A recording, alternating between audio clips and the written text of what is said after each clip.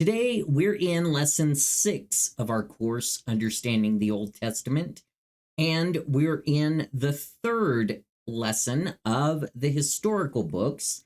And this is also the second lesson looking at the Israelite Empire. Now, just a quick reminder, you can find a link in the description of this lesson where you can download a copy of the PDF worksheet that we work on in the lesson. And we always end every lesson by looking over the questions that are in that worksheet. So last time we began looking at the Israelite Empire and the phases in Israel's history, looking at the United Kingdom, the divided kingdom, and the surviving kingdom. Our focus in that lesson was on 1 Samuel and the kingdom beginnings, 2 Samuel and 1 Chronicles, which tell us about David's reign, and then 1 Kings 1 through 11 and 2 Chronicles 1 through 9, which tell us about Solomon's reign. So in this lesson, we will look at the northern kingdom. This will be 1 Kings chapter 12 through 2 Kings chapter 18, and the southern kingdom of Judah, which will be 1st and 2nd Kings, as well as 2 Chronicles 10 through 36. I will also be assigning you some more homework for the week. So let's get right into it. After Solomon died, the people turned against the new king, his son Rehoboam, and as a result, the nation divided into two kingdoms. 10 tribes established the northern kingdom, or Israel, with Jeroboam as their king. Rehoboam reigned over the southern kingdom, or Judah, which consisted of only 2 tribes. This was Judah and Benjamin. The remainder of 1 Kings and the beginning chapters of 2 Kings primarily describe the history of the northern kingdom. However, since the 2 kingdoms existed at the same time, some of the events of the southern kingdom are included. The Bible often uses the name Israel for the northern kingdom and Judah for the southern kingdom. The northern kingdom existed for approximately 200 years. So this would be from 931 to 722 BC. And the ruling families changed often. Of the 20 kings, all of them did evil, failing to serve the one true God. The outline of the northern kingdom can be broken up into 5 dynasties. The first dynasty is that of Jeroboam and his son, and we read about this in 1 Kings 12 through 15. Because Jeroboam had good management abilities during Solomon's reign, the king had given him the responsibility of overseeing the building of the Jerusalem wall. Then the prophet Ahijah revealed Israel's future to Jeroboam. Ahijah tore his own new coat into 12 separate pieces, representing the 12 tribes of Israel. Ahijah gave Jeroboam 10 pieces and prophesied that Jeroboam would be the king of 10 tribes. You can read about that in 1 Kings 11, 27 through 39. He returned after Israel's elders rebelled against Rehoboam, and he became the first king of the northern kingdom. Jeroboam ruled for approximately 22 years, during which he engaged in continual warfare with Rehoboam. Although God had promised to be with Jeroboam if he obeyed God's commands, Jeroboam did not lead Israel in godly principles and practices. Rather, he led Israel away from God and introduced idolatry.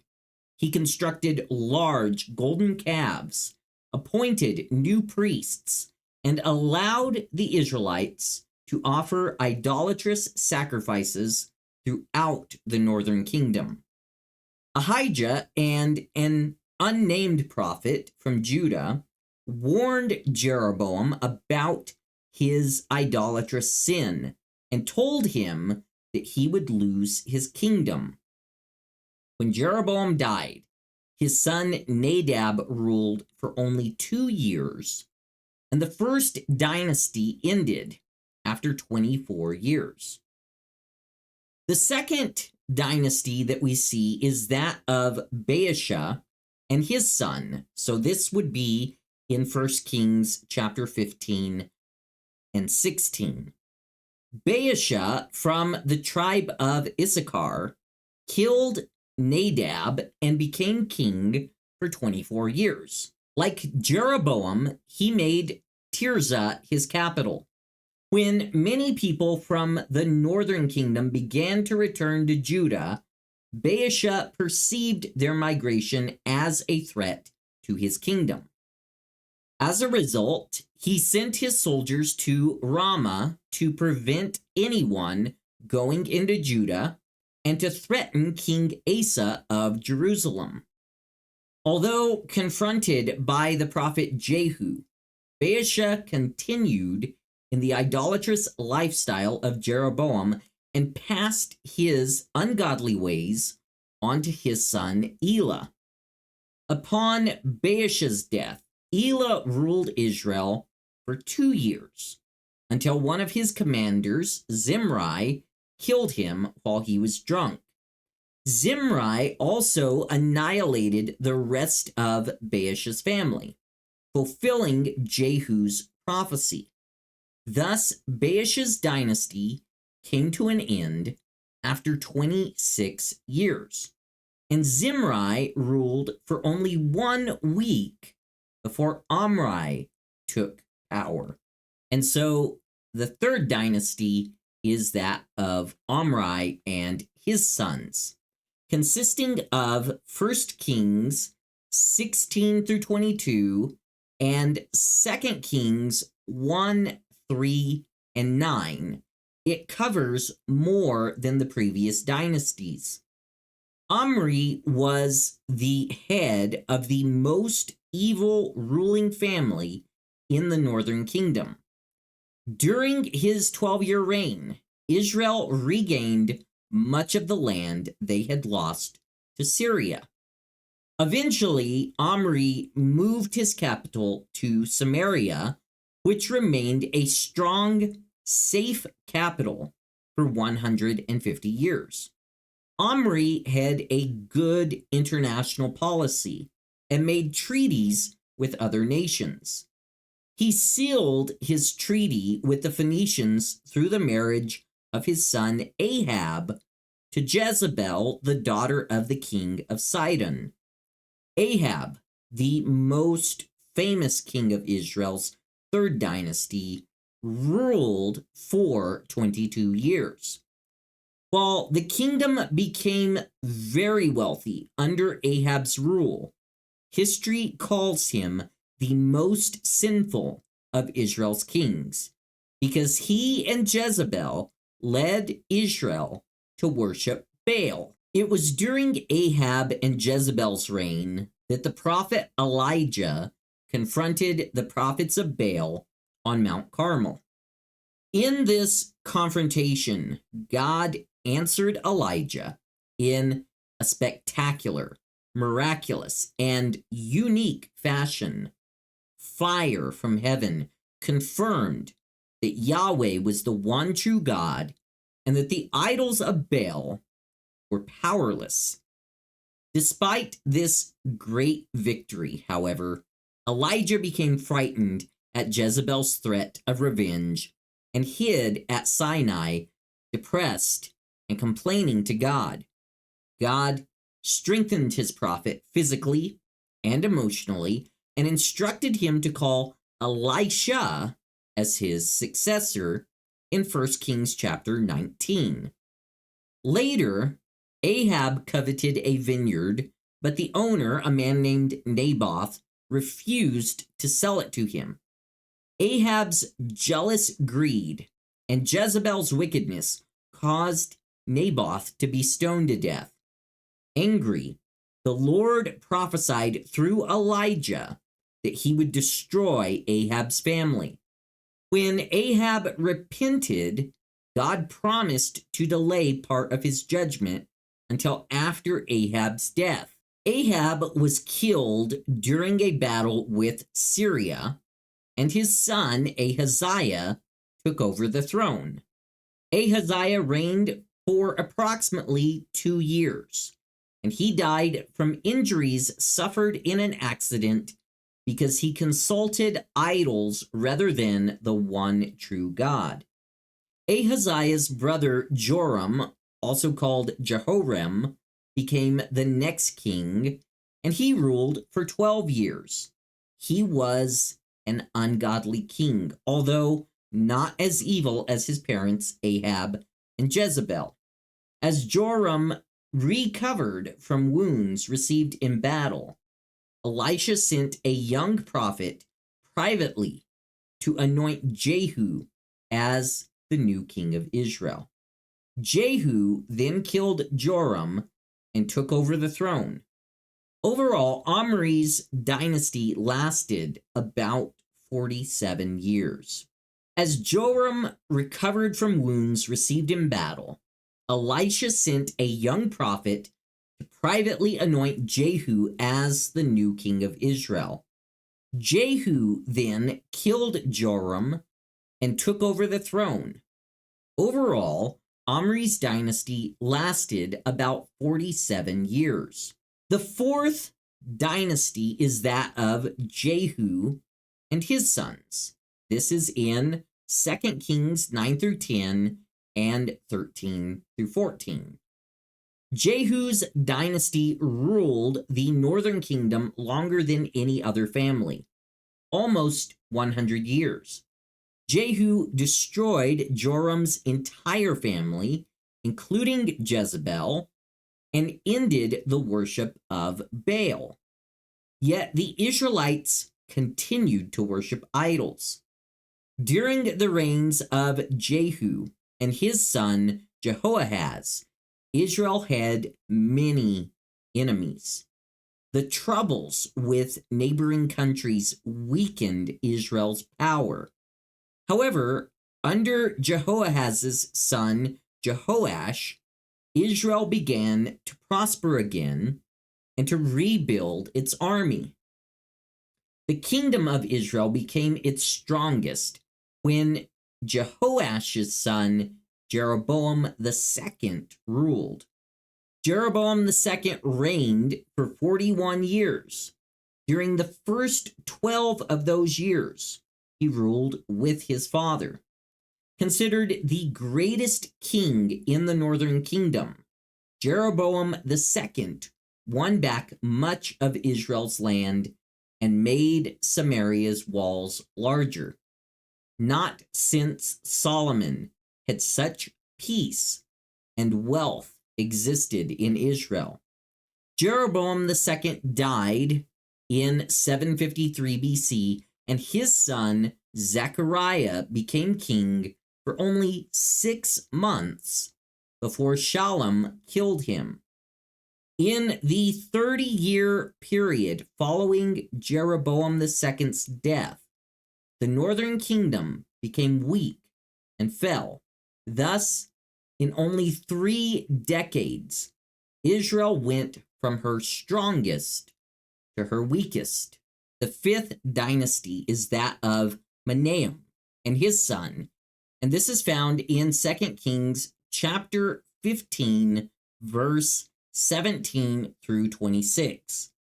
After that, we have the last 2 kings of Israel in 2 Kings 15 through 17. Menahem ruled Israel for 10 years after Shallum's 1-month rule. Menahem and his son Pekahiah, who ruled for 2 years, paid taxes to Assyria to avoid being invaded. Pekah, son of one of King Pekahiah's captains, rebelled against Pekahiah and killed him. This ended the 5th dynasty, which lasted from 753 to 739 BC. King Pekah of Israel joined with King Rezin of Syria to fight Assyria, their common enemy. Assyria attacked Syria and killed Rezin. In Samaria, the Israelites killed Pekah and then made Hoshea king.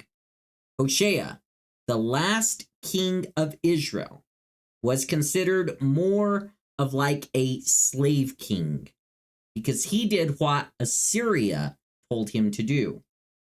However, when the rule of Assyria changed hands, Hoshea rebelled.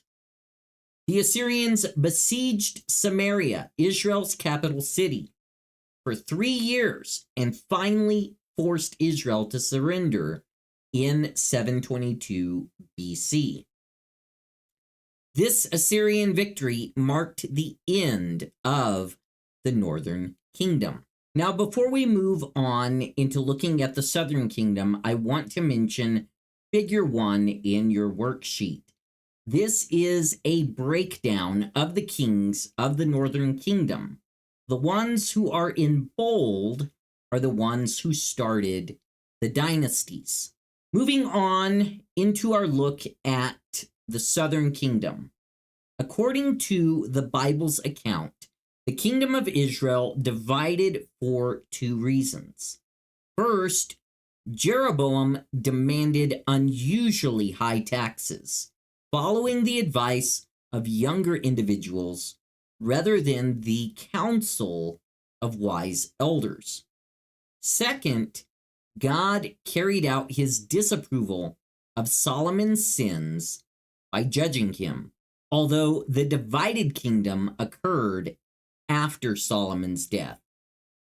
Remember, however, that God delayed his judgment as an expression of grace and mercy to King David. The southern kingdom, or the kingdom of Judah, lasted approximately 350 years, from 931 to 586 BC. And 20 kings ruled in Judah, 12 of them during the time of the divided kingdom.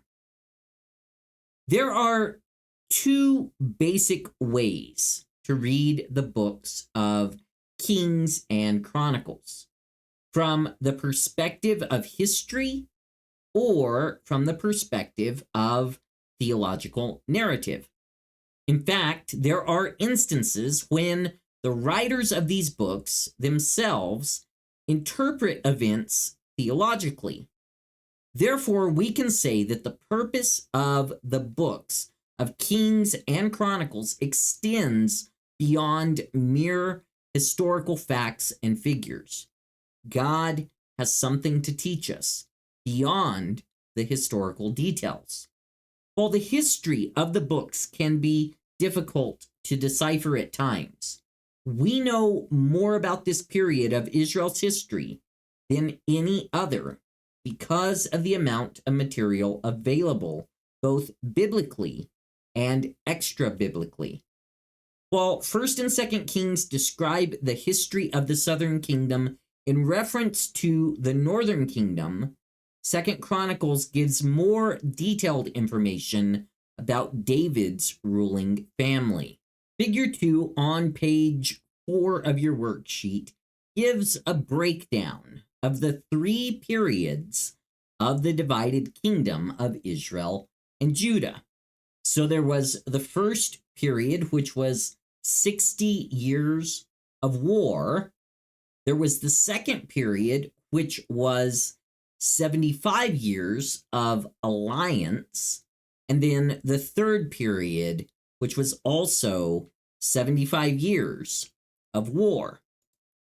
The outline of events surrounding Judah during the divided kingdom is in your worksheet. And we can break this outline up into 3 periods of time. So, like I mentioned, the first period saw 60 years of war with Israel. This was Rehoboam through Asa, 1 Kings 12:1 through 15:24, and 2 Chronicles 10 through 16.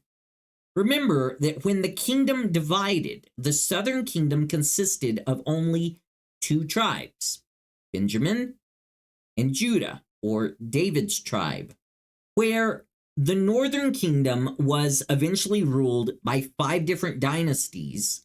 The southern kingdom continued to be ruled by the family or dynasty of David, except for the brief reign of Queen Athaliah. The capital of the southern kingdom stayed in Jerusalem, where David had established it. Rehoboam planned to crush the rebellion in Israel by developing a strong army. He called the men of Judah and Benjamin to go to war, but the prophet Shimei advised Rehoboam not to fight the other tribes. Although Rehoboam obeyed the Lord's command this time, he later warred with Jeroboam throughout his 17-year reign. He also led the people of Judah further into idolatry. Wars between the northern and southern kingdoms continued under Abijah, Rehoboam's son, who reigned for 3 years. Abijah also continued to worship idols instead of the one true God, and after Abijah, Asa ruled over Judah for 41 years, 910 to 869 BC.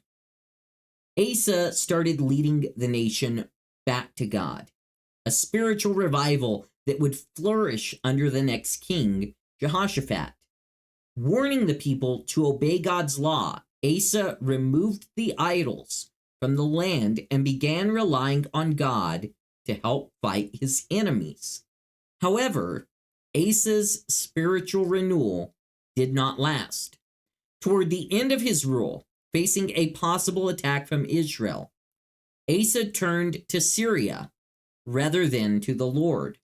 When the prophet Hanani rebuked him, Asa had Hanani thrown into prison and began oppressing the people of Judah. Later, Asa contracted a disease in his feet, yet he refused to seek God's help. A few years afterward, he died. The second period saw 75 years of political alliance with Israel. So this would be the reigns of Jehoshaphat to Joash. 1 Kings 22, 41 through 50. 2 Kings 8:25 through 12:21. And 2 Chronicles 17 through 24. Jehoshaphat succeeded Asa as king of Judah and reigned for 25 years. Jehoshaphat led the nation in restoring some commendable practices. He sent princes, priests, and Levites throughout the land to teach the law, and he established peaceful relations with other nations. When the Moabites, Ammonites, and others warred against Judah, he led his people in a time of fasting and prayer. These positive aspects of his leadership have led some to conclude that this was one of the most spiritual times in Judah's history. However, Jehoshaphat also made numerous blunders in his leadership. He made a peace agreement with the ungodly king Ahab by marrying his son Jehoram to Athaliah, Ahab and Jezebel's daughter.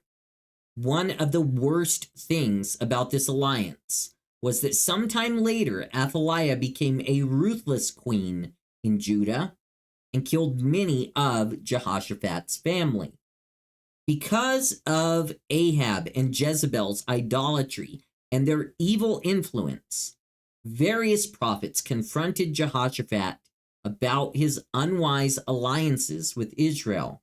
When Jehoshaphat later joined Ahab in war against Syria, Israel's prophets assured the respective kings that Israel would be victorious.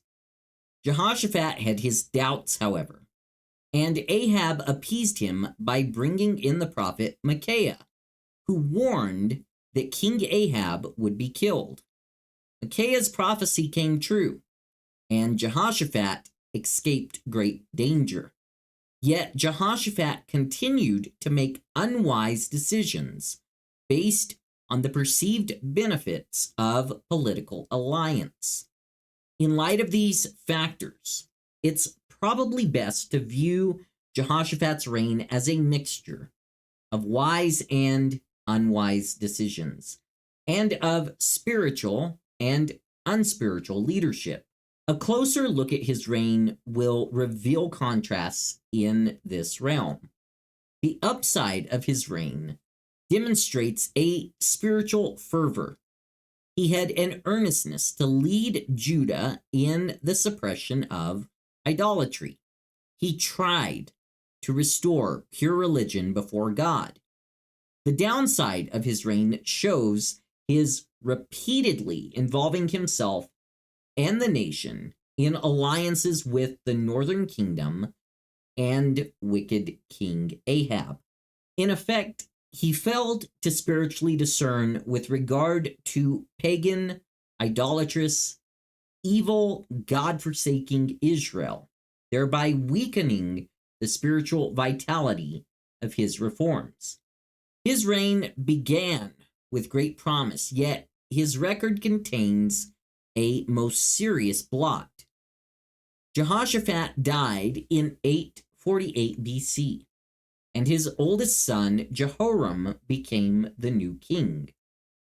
Jehoram immediately killed all of his brothers. He had feared that his own position might not be altogether secure, so he slew all his brothers to prevent their possible personal ambitions. Not only did Jehoram establish and encourage idolatrous worship, possibly influenced by his wife Athaliah, but he actually pressured the people to worship at idolatrous shrines. Elijah confronted Jehoram about his sins, and after meeting the horrible death that Elijah had predicted, Jehoram was denied the customary burial of a king.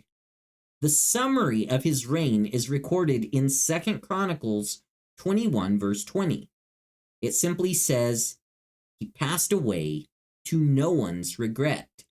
Ahaziah, Jehoram's son, succeeded him as king, but ruled for only 1 year. Ahaziah followed in his father's footsteps, doing evil in the sight of the Lord. When he died, his mother Athaliah seized the throne of Judah. Ahab and Jezebel's daughter Athaliah was harsh and cruel and began her 6-year reign by killing Jehoshaphat's family. Although Athaliah attempted to destroy David's lineage, God miraculously preserved Ahaziah's small son, Joash.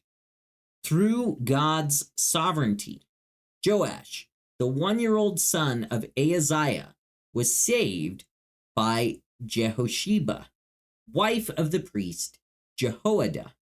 She hid Joash in the temple for 6 years. Joash, a descendant of David, ascended to the throne after Athaliah was killed, fulfilling the promise that David's throne would be eternal. In 835 BC, Joash became king when he was only 7 years old. His reign lasted for 40 years until 796 BC, How would a 7-year-old boy have the wisdom to reign as king over the nation? Well, the answer is simple. Joash was heavily influenced by the godly priest Jehoiada at the beginning of his reign. In fact, his 40-year reign may be divided into two periods. There was the period of Jehoiada's godly influence and the period of Joash's apostasy. During the time of Joash's godly reign, he decided to restore temple worship. To do so, he conducted a financial campaign collecting offerings for temple repair. After Jehoiada, the priest, died, however, Joash and his leaders slipped into rebellion against God. They ceased worshiping in the temple and worshiped the goddess Asherah and other idols.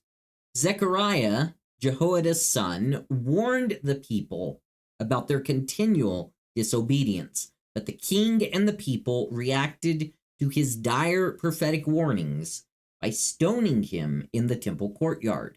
When Syria threatened to attack Judah, Joash bribed the Syrian king with some of the temple's most treasured possessions.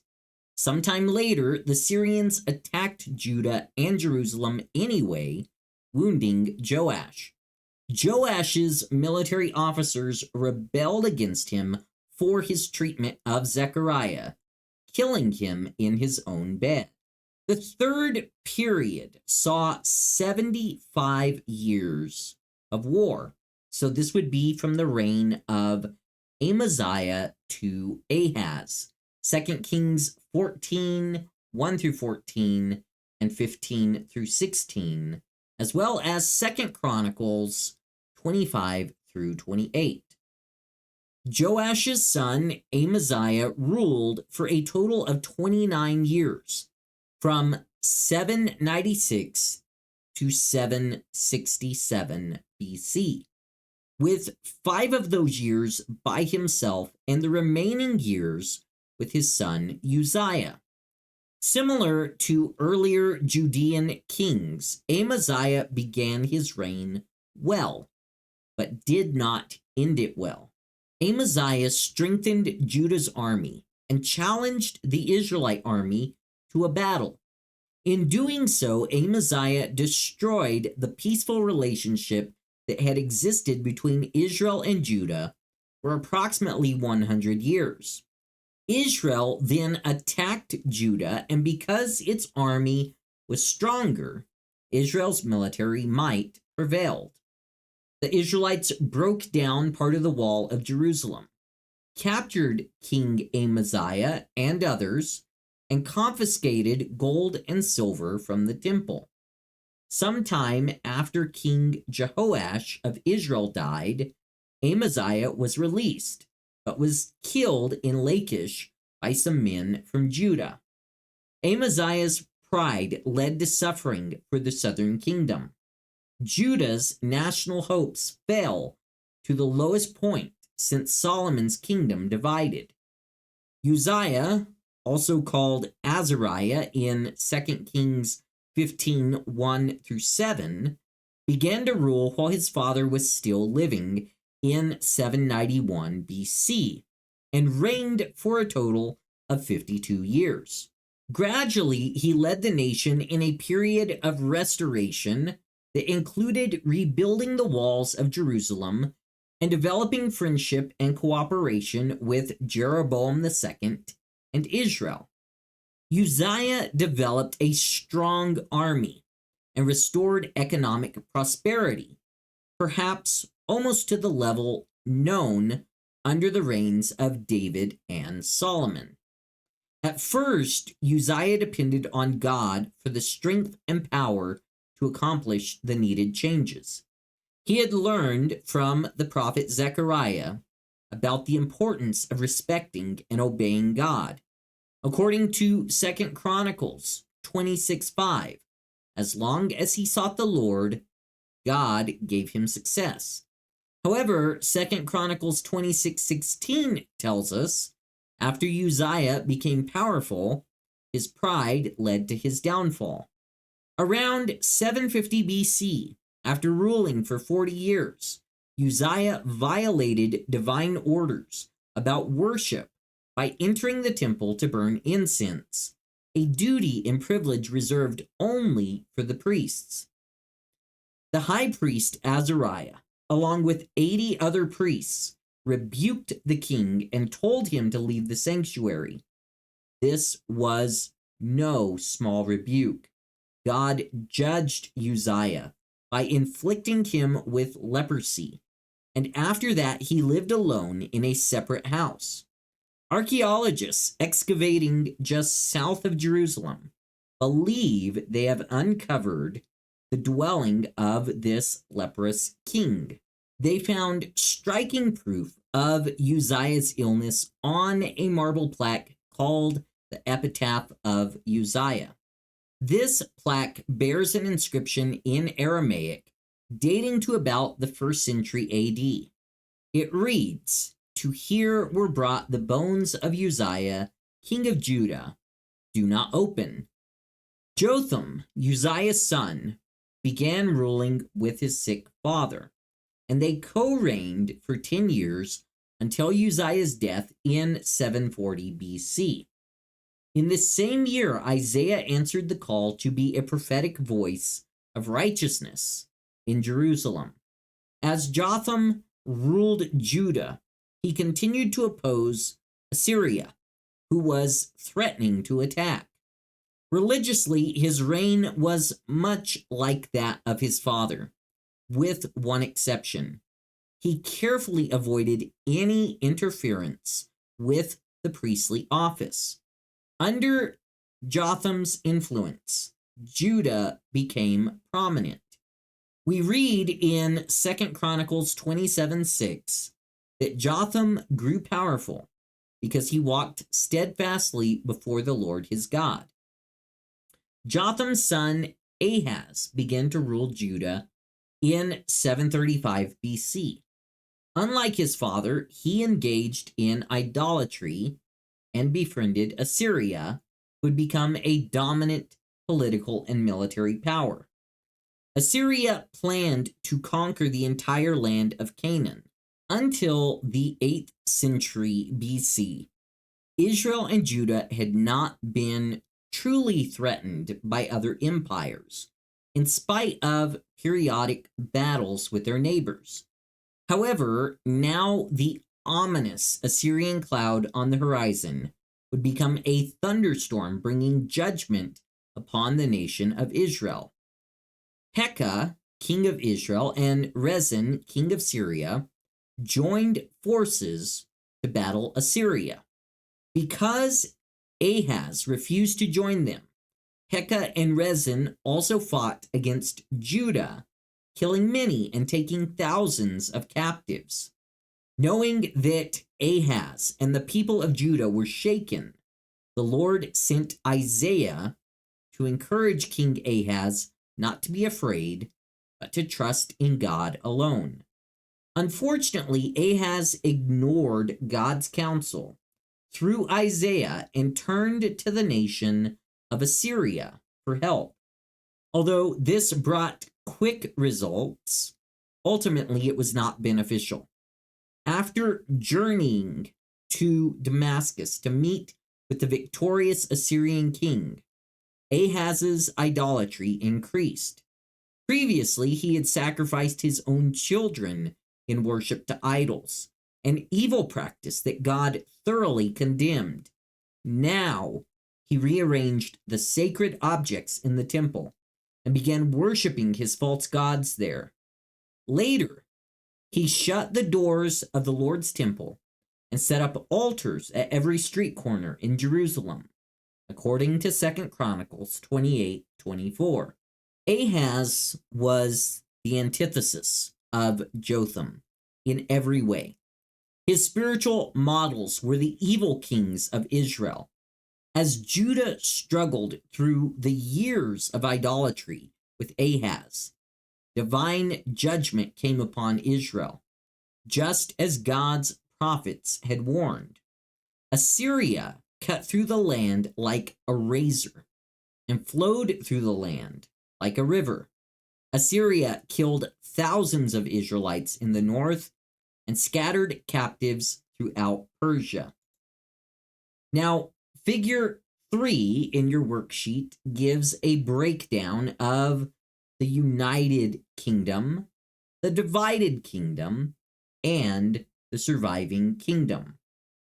Only the southern kingdom of Judah survived the era of the divided kingdom, continuing for about 150 years after the northern kingdom fell.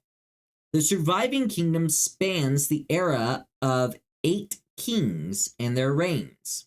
Again, the history is a mixture of the kings and the nation of Judah's pleasing and displeasing God. The outline of events and characters of the surviving kingdom is in your worksheet, and it starts off with Hezekiah. This is 2 Kings 18 through 20 and 2 Chronicles 29 through 32. Hezekiah, son of Ahaz, began his reign in 716 BC and ruled for 29 years. Assyria had conquered the northern kingdom 6 years earlier in 722 BC. Hezekiah did not follow the evil example of his father. Instead, he led the nation to a restoration of righteousness that included cleansing the temple, restoring the divinely prescribed worship patterns, removing idols, sacrificing offerings for sin, and participating in great Thanksgiving celebrations. He immediately set about to reverse the damage done to the political and religious life of the nation under Ahaz, charging the priests and Levites to refurbish the temple and to prepare for covenant renewal. They did this in Hezekiah's very first month. Hezekiah not only strengthened the nation politically and economically, but also built up an army. To bring fresh water into the city of Jerusalem, he constructed a tunnel that connected the pool of Siloam with the spring at Gihon and was dug through 1,777 feet of solid rock. He also extended the wall of Jerusalem around the pool of Siloam. At the same time, Hezekiah instituted measures to protect the city from enemies. He exhorted the people to rely on the Lord for divine protection. In 701 BC, Sennacherib, king of Assyria, threatened Jerusalem and led his army into Palestine to quench the anti-Assyrian rebellions. The Assyrian army captured 46 walled cities, including many strong cities in the kingdom of Judah. Sennacherib demanded that Judah surrender to his powerful army, but Isaiah urged Hezekiah to trust in the Lord. King Hezekiah and the nation prayed, and in response to their prayer, God sent an angel who killed 185,000 soldiers and leaders in the Assyrian camp. An embarrassed Sennacherib returned to his own country, and soon after, some of his own sons killed him. After this, Hezekiah became very sick, and when the prophet Isaiah told Hezekiah that he would die, Hezekiah turned his face toward the wall, wept, and prayed. God answered his prayers and added 15 years to Hezekiah's life. Now, as word reached the surrounding nations about how God saved King Hezekiah and Judah from Assyria, many sent valuable gifts to the king. When the rulers of Babylon sent messengers with gifts and encouraging letters, King Hezekiah welcomed them with open arms, showing the visitors everything in his kingdom and the wealth in his storehouses. Isaiah the prophet rebuked him for his pride, warning that judgment would come to Judah for Hezekiah's foolish action. He prophesied that one day Babylon would carry off everything in the palace. When Hezekiah died in 686 BC, the people of Judah honored him because of his effective political and spiritual leadership. Despite his faults, we read this: Hezekiah trusted in the Lord, the God of Israel. There was no one like him among all the kings of Judah, either before him or after him. 2 Kings 18, verse 5. After Hezekiah, we read about Manasseh in 2 Kings 21, 1 through 18, and 2 Chronicles 33, 1 through 20. Manasseh, Hezekiah's son, began ruling with his father in 696 BC. After Hezekiah's death 10 years later, Manasseh ruled for approximately 45 more years.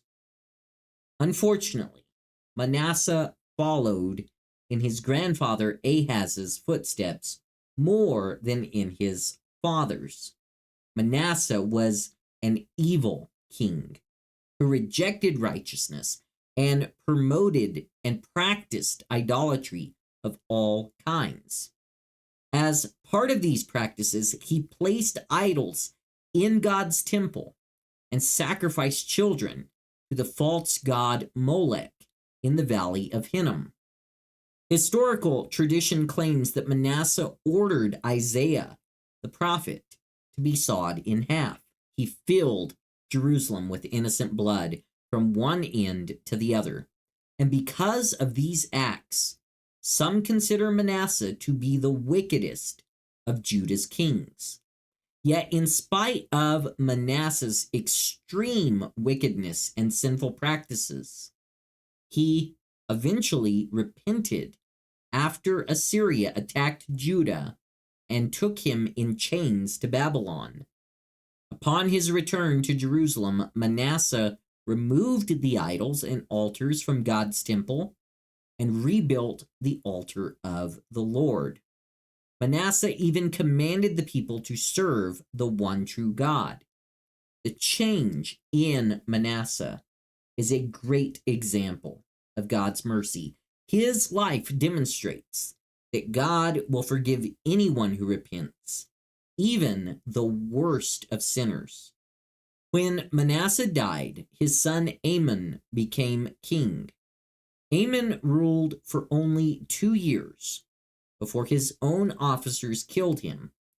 He promoted and he practiced idolatry, once again leading the kingdom of Judah away from God.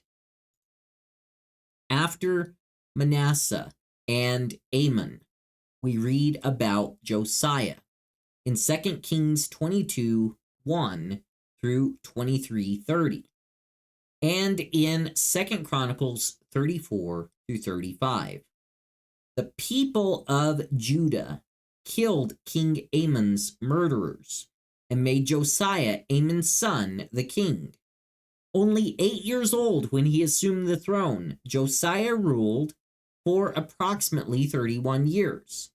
At 16, Josiah began to seek the Lord, and at the age of 20, he began to lead the nation back to God.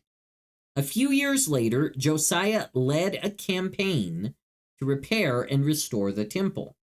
During this time, the book of the law was discovered, perhaps having been hidden and even some copies destroyed during Manasseh's reign. When Shaphan, a secretary, read the law of Moses to the young king, it affected Josiah deeply. The king repented, lamenting how sinful Judah had become. When the king sent people to the prophetess Huldah to inquire of the Lord, Huldah warned that judgment was coming. However, she said, because the king and his people sought the Lord, God would delay his judgment to spare Josiah. As a result, Josiah's reign was quiet and peaceful, and he led Judah back to God until the end of his reign. A few years before Josiah's spiritual revival began, the nations of Babylon and Media united. In 612 BC, they destroyed Nineveh, the capital of Assyria. Since this defeat affected the entire Fertile Crescent, in 609 BC, Pharaoh Necho of Egypt marched his army north to head off the threat against his nation. Although Necho did not want to fight Judah, Josiah would not turn back from engaging him in battle. During the fight, Josiah disguised himself and was shot with an arrow. He died within a short time at the age of 39. Now, the Bible does not say if he had consulted the Lord before this battle, but seemingly he simply made a military decision that proved unsuccessful. The people of Judah mourned their king, and the prophet Jeremiah wrote a lament in memory of Josiah. And that brings us to the last of Judah's kings. In 2 Kings 23:31 through 25:30 and 2 Chronicles chapter 36. Josiah had 3 sons, and each of them in time ruled over Judah. Yet all 3 failed to follow their father in obeying God. First, the people made his son Jehoahaz king because of the almost total and social political breakdown that followed the untimely death of Josiah. The ungodly reign of Jehoahaz, also called Shallum in 1 Chronicles 3:15 and Jeremiah 22:11, lasted only 3 months before Necho overthrew him by demanding taxes and carrying him off to Egypt. This fulfilled Jeremiah's prophecy recorded in Jeremiah 22:10 through 12. After capturing Jehoahaz, Necho placed Jehoahaz's brother Eliakim on the throne and changed his name to Jehoiakim. 4 years later, in 605 BC, Nebuchadnezzar of Babylon defeated Necho and overtook Judah, confiscating treasure from the temple and taking some of the finest young men as prisoners. Among those taken to Babylon were Daniel and his 3 friends, Hananiah, Mishael, and Azariah, also known as Shadrach, Meshach, and Abednego. In 597 BC, Jehoiakim rebelled against Nebuchadnezzar, and not long afterward, Jehoiakim was killed and his son Jehoiachin became king. The nature of Jehoiakim's death is uncertain. It's likely that he was killed in battle or assassinated by his political enemies. Like his uncle Jehoahaz, Jehoiachin reigned for only 3 months. Jehoiachin's reign is labeled an evil one by the writer of Kings. In 597 BC, when Nebuchadnezzar again invaded Judah and marched his army to Jerusalem, Jehoiachin surrendered. Nebuchadnezzar confiscated more wealth and took Jehoiachin, craftsmen, and other leaders as prisoners, a total of 10,000, including the prophet Ezekiel. Nebuchadnezzar then selected Josiah's youngest son to be his puppet king and changed his name to Zedekiah. Now, Zedekiah was the last king to rule over Judah in Jerusalem, but for 11 years, his reign was merely as a slave to the nation of Babylon. Meanwhile, the Egyptians constantly pressured him to join them in resistance against Babylon. Zedekiah finally succumbed and agreed to this dangerous military plan. He rebelled against the Lord and Nebuchadnezzar, and for the latter indiscretion he paid not only with his own life, but also that of a great many of his fellow citizens.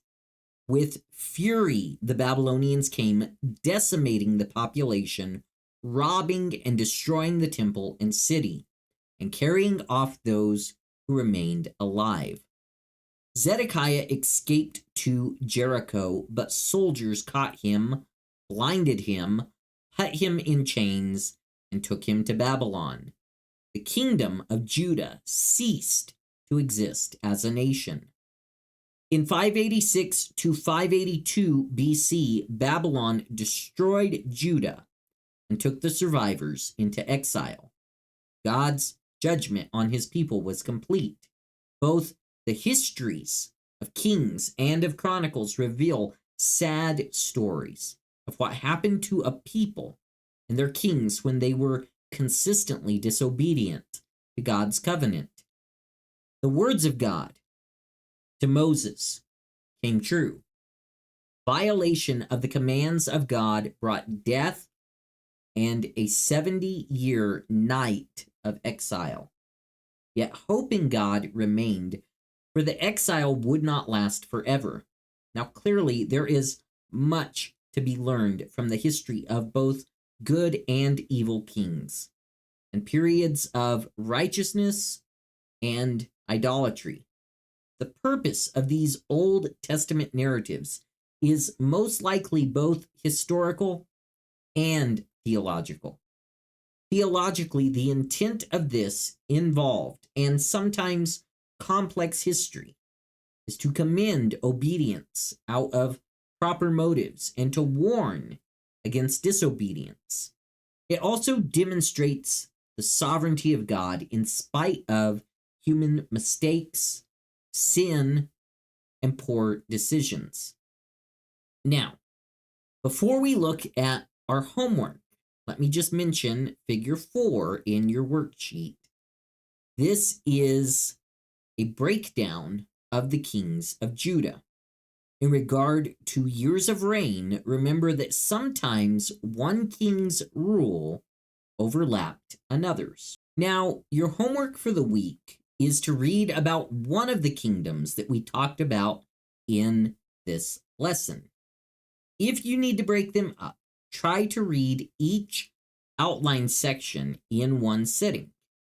And if you choose to use an audio Bible, that is completely fine too.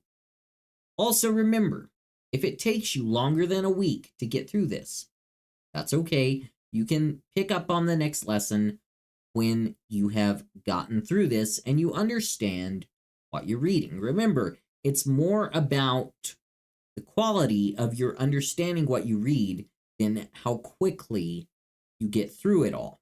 Don't just think of it as something to check off of your to-do list. It's something that you want to spend some time on and learn more about these Old Testament times. So with that being said, we look at our lesson review. Question 1 says, what son of Solomon became king after him? This was Rehoboam. Question 2, how many tribes established the northern kingdom? This was 10 of the tribes. Question 3, who was king over the northern kingdom? This was Jeroboam. Question 4, the southern kingdom consisted of which 2 tribes? This would be Judah and Benjamin. Question 5, who was king over the southern kingdom? This was Rehoboam. Question 6, what name does the Bible use for each of the 2 kingdoms? Israel is the name used for the northern kingdom, and Judah is the name used for the southern kingdom. Question 7, what two reasons does the biblical account give for the kingdom dividing? First of all, Rehoboam demanded unusually high taxes.